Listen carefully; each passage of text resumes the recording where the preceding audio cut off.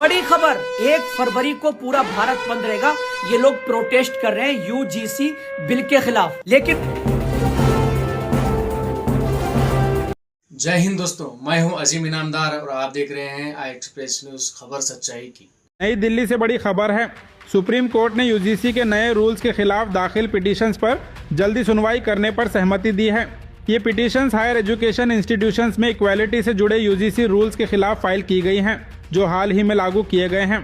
Petitioners का कहना है कि इन रूल्स में कास्ट बेस्ड डिस्क्रिमिनेशन की डेफिनेशन को सिर्फ एससी, एसटी और ओबीसी तक लिमिट कर दिया गया है।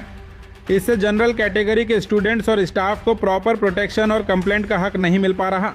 चीफ जस्टिस सूर्यकांत की बेंच ने लॉयर्स की बात सुनी और केस को अर्जेंट बेसिस पर लिस्ट करने का एश्योरेंस दिया।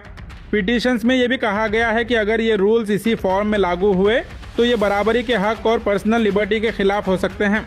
इस बीच देश के कई हिस्सों में स्टूडेंट्स इन रूल्स के खिलाफ प्रोटेस्ट भी कर रहे हैं। उनकी डिमांड है कि या तो ये रूल्स वापस लिए जाएं या फिर सभी कैटेगरीज को बराबर शामिल किया जाए।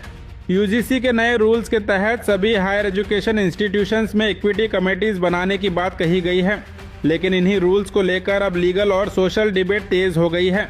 अब सबकी नज़र सुप्रीम कोर्ट की अगली सुनवाई पर टिकी हुई है।